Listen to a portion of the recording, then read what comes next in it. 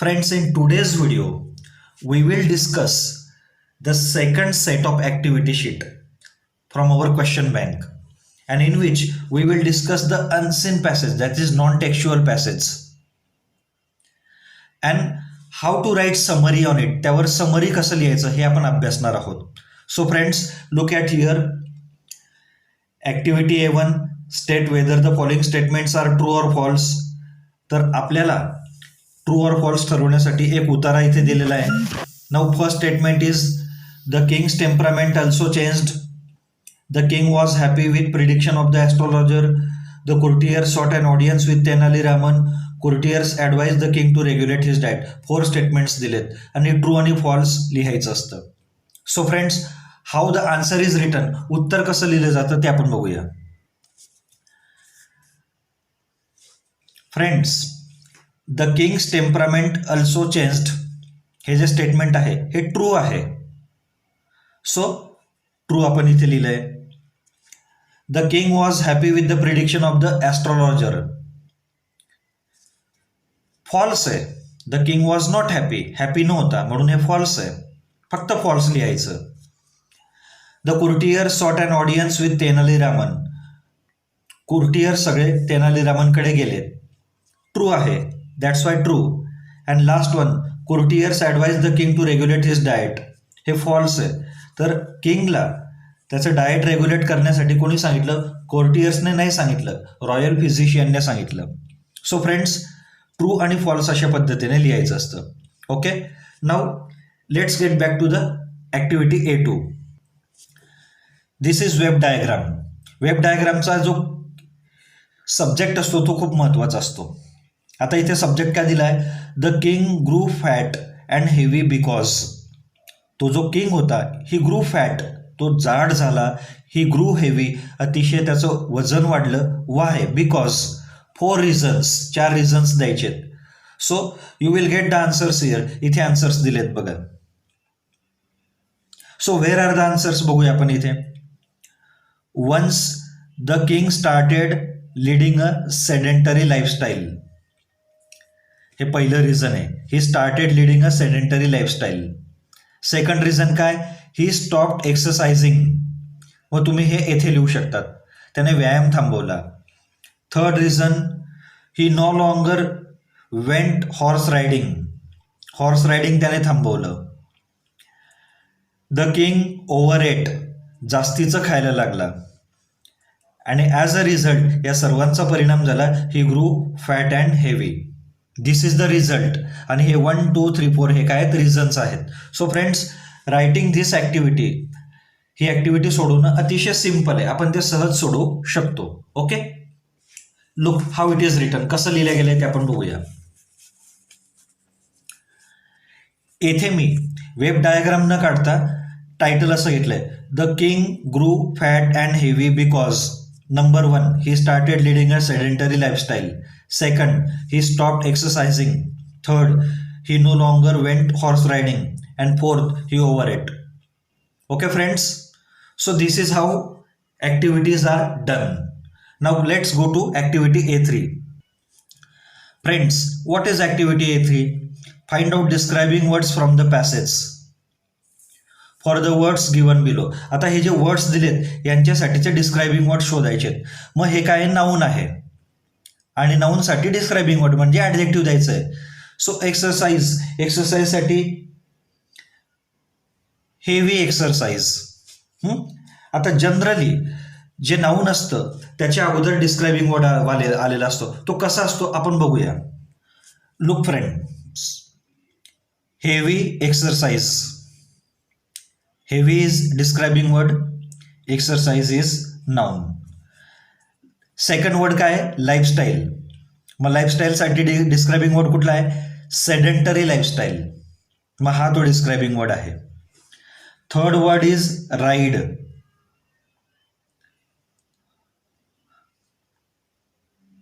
Long ride. काय word असेल? Long ride. So friends, मी तुम्हाला 3 उत्तरं दिलीत, पण फाइंडिंग आउट डिस्क्रायबिंग वर्ड खूप सोपं आहे आणि ते आपल्याला प्रॅक्टिसने जमायलाच हवं. विद्यार्थी मित्रांनो, डिस्क्रायबिंग वर्ड म्हणजे नेमकं काय असतं? Every morning. आता मॉर्निंगसाठी डिस्क्रायबिंग वर्ड आहे every. Okay. Royal physician. Physician पण कसा physician? Royal physician. So royal is describing word. Ill effects. इफेक्ट्सचे नाऊन आहे पण इल हे डिस्क्रायबिंग वर्ड आहे. So friends, writing describing word is quite simple one and you can score 2 out of 2 marks here. Now let us move to activity number 4. विद्यार्थी मित्रांनो, activity number 4 आहे grammar activity. King Krishnadevaraya would perform heavy exercises every morning. हे जे sentence आहे या सेंटेन्समध्ये तुम्हाला use टूचा use करायचा आहे, यूज टूचा वापर करायचा आहे. यूज टू असं म्हटलंय. काही घाबरायचं नाही. वाक्यात जे वूड आलंय, वूडच्या ठिकाणी यूज टूचा वापर करा. वूड म्हणजेच यूज टू. मग वाक्य कसं होईल? King Krishnadevaraya use to perform heavy exercises every morning. Second sentence, they advise the king to regulate his diet. Pick out the infinitive. Infinitive pick out करायला म्हटलंय तर कसं पिक आउट होईल? हे इन्फिनिटिव्ह मी तुम्हाला मागच्या व्हिडिओमध्ये क्लिअर करून दिलं होतं. टू रेग्युलेट म्हणजे वर्ब सोबत टू आला की ते इन्फिनिटिव्ह असतं. सो टू रेग्युलेट हे इन्फिनिटिव्ह, याला अंडरलाईन करायचं आहे आपल्याला. So how it is written, कसं लिहिलं जातं तेही बघूया आपण. Look, king Krishnadevaraya use to perform heavy exercises every morning. Use टूचा यूज केला आहे, वूड रिमूव्ह केला आपण इथून. Second, they advise the king to regulate his diet. To रेग्युलेटला अंडरलाईन केलंय. सो विद्यार्थी मित्रांनो, ग्रामरचे काही भाग खूप सिम्पल आहेत, जसं यूज टूचा वापर असेल, वूडचा वापर असेल, इन्फिनिटिव्ज असतील. If you watch to my videos carefully, तुम्ही जर अगदी व्यवस्थित जर हा भाग जर अभ्यासला वॉचिंग टू माय व्हिडिओज, तर you will come to know each and everything. Now let us move to next one, that is personal response activity. Personal response activity काय दिली आहे? What are the benefits of daily exercise. नियमित व्यायामाचे काय फायदे आहेत? Open ended question आहे, open ended activity आहे. So you can write on your own. Now how it is written, कसं लिहिलं जातं आणि सिम्पली कसं लिहिलं जातं, सोप्या पद्धतीने कसं लिहिलं जातं ते आपण पाहूया. Look, FI benefits of daily exercise असं टायटल द्या. Number 1, it keeps us fit and healthy. Number 2, it keeps us strong and energetic. 3, it keeps us active. आणि 4th, it keeps the doctor away. Simply you can write like this. तुम्ही असं पद्धतीने लिहू शकतात. So friends, you can score 10 out of 10 marks in question number 4A. Now moving to summary writing. आता ह्या ॲक्टिव्हिटीजच्या मदतीने आपला एक फॉर्म्युला आहे की क्वेश्चन नंबर 4A वर ज्या A1 आणि A2 ॲक्टिव्हिटी असतात त्यांच्या मदतीने आपण समरी रायटिंग कशी डेव्हलप करतो ते आपण पुढे पाहणार आहोत. फ्रेंड्स, समरी रायटिंग करताना टायटल देणं खूप गरजेचं असतं.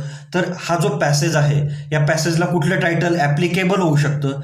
किंग कृष्णदेवराय ॲप्लिकेबल आहे. तेनाली रामा ॲप्लिकेबल आहे.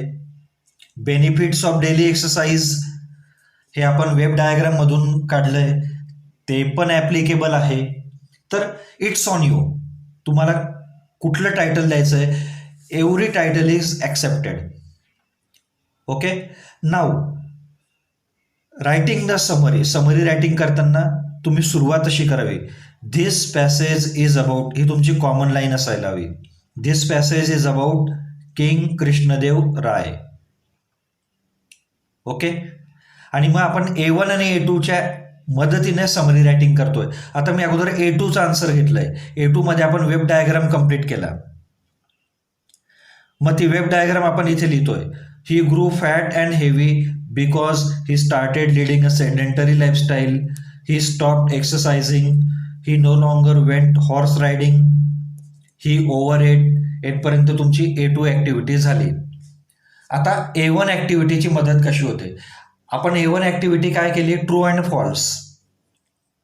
विद्यार्थी मित्रांनो, ट्रू अँड फॉल्स ॲक्टिव्हिटी आलीच आपल्याला तर काय करायचं? त्यातल्या ज्या ट्रू स्टेटमेंट्स आहेत त्या आपण विचारात घ्यायच्या आणि एखादी फॉल्स स्टेटमेंट विचारात घ्यायचा वेळ आलीच तर ते करेक्शन करून घ्यावं त्यात. आणि एक अजून सांगतो की स्टेटमेंटचा क्रम खालीवर आपल्याला करता यायला हवा. आता इथून बघा, हिज टेम्परामेंट अल्सो चेंज्ड, हे एक स्टेटमेंट होतं आणि हे स्टेटमेंट ट्रू होतं. हे आपण असंच घेतलंय. Royal physicians advise the king to regulate his diet. आता हे जे स्टेटमेंट होतं इथे कोर्टियर्स होतं. Courtiers advise the king to regulate his diet, ते आपण करेक्ट करून घेतलं. Royal physicians advise the king to regulate his diet. At last हे दोन शब्द आपण टाकले. At last the courtiers sought an audience with Tenali Raman. So in this way friends, आपण अशा पद्धतीने समरी रायटिंग करू शकतो. मी आजच्या या समरीला बॉक्स वगैरे केलेलं नाही आहे, तो माझ्याकडून तो भाग राहिला, but you can box it and you can score good marks out of it. So friends, writing a summary, it's a skill. You practice it, practice will make you perfect.